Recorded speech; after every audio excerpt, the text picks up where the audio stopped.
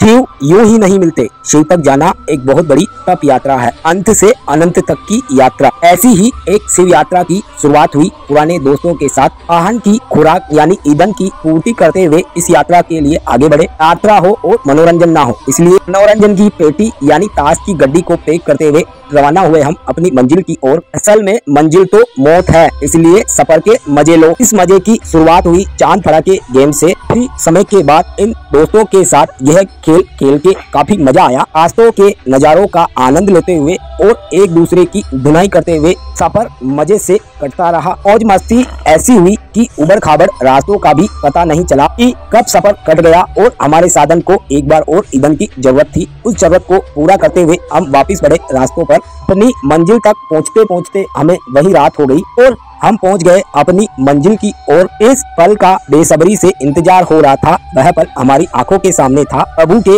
दर्शन करने के बाद हमने ही डाला डेरा। इस मनोरंजन की पेटी को हमने बांधी, वह खुली यहाँ। मजे के साथ हमने बनाया रात का खाना। अपने हाथों से बना के खाने का मजा ही कुछ और है। मजे के साथ सभी की पेट पूजा हो गई। भोजन के बाद हुआ असली मनोरंजन का खेल यानी नाच गाना, जिसके बगैर हर महफिल अधूरी है। पागल दोस्तों के साथ पागल डांस करके और पागलपंती करके एक अलग ही आनंद मिला, जिस आनंद के लिए हम पूरे साल भर तरस गए। नाच गाना खत्म होते ही हमारे दोस्तों की महफिल सज गई। महफिलों में आनंद का सफर ऐसा कटा कि चाय की चुस्कियों का भी पता नहीं चला। इतनी सर्दी में बाई ने बर्तन मांजकर अपना हौसला बुलंद कर दिया। फिर हमने खाने की तैयारी की। स्त्रियों में सबसे मुश्किल काम बर्तन को धोना होता है। जो मेरे हिस्से में आया वो प्रभु की इच्छा।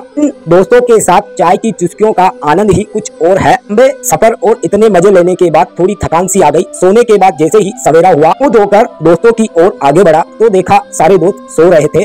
तो मैं पहुंच गया अपने प्रभु से मिलने। प्रभु के दर्शन किए सुबह सुबह। इस सुबह में कुछ अलग ही बात थी, वह ताजगी, वह आनंद जो कहीं नहीं। यहाँ की हवाओं में सुकून भरा था, जो सुकून को मैं और मेरे साथी महसूस कर रहे थे। इसी सवेरे के साथ हमारी सुबह की शुरुआत हुई। भाइयों के साथ अंगूरों की एक पलटन भी थी। चाय की चुस्कियाँ और सर्दियाँ भी अच्छी लगती है जब पुराने दोस्त हो साथ। दोस्तों के साथ किनारों पर बैठना और वो मछलियों को दाना डालना, ये पल काफी यादगार बना। लो जिनकी ओर से कुछ ईंटों का योगदान हुआ। इसी के साथ हमने सुबह के नाश्ते की शुरुआत करी। कुछ सलाद और गरम गरम वेज पुलाव का आनंद लिया। आनंद को परम आनंद में बदलने के लिए हमने महादेव की बूटी यानी थोड़ी सी दोस्तों ने घंटियां लगाई। यह सिर्फ हमारे सफर का एक आनंदमयी पल है। आप नशे से दूर रहे, स्वस्थ रहे, मस्त रहे। फिर आई इस मंदिर को साफ सफाई करने की बारी।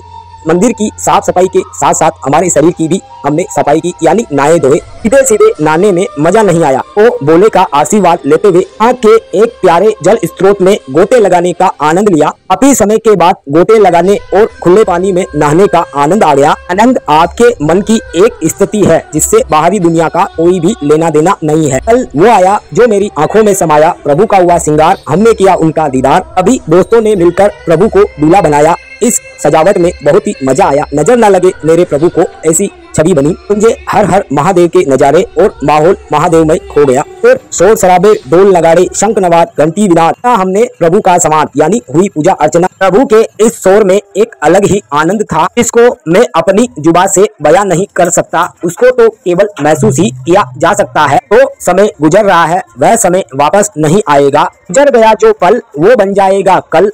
हंसले मुसाफिर, जिंदगी यूं ही कटती जा रही है।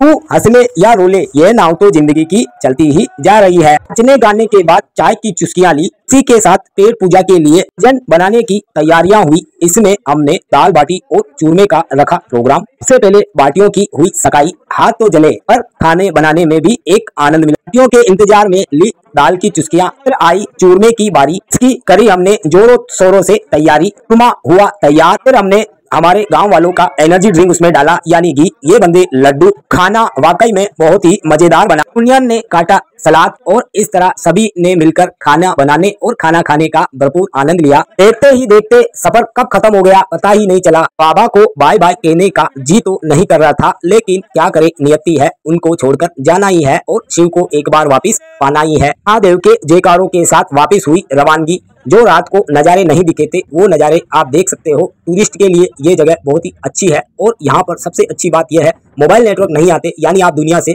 बहुत दूर चले जाते हो और वह दुनिया का डिस्कनेक्शन ही आपको भगवान से कनेक्ट करता है। और वही चांद बड़ाका जिससे हमने शुरुआत की थी सफर की, उसी चांद बड़ाके के तेल के साथ आ गए हम घर को। यह सफर मेरी जिंदगी का यादगार पल बन गया। प्रभु करे ऐसा ही सफर होता रहे। हर हर महादेव।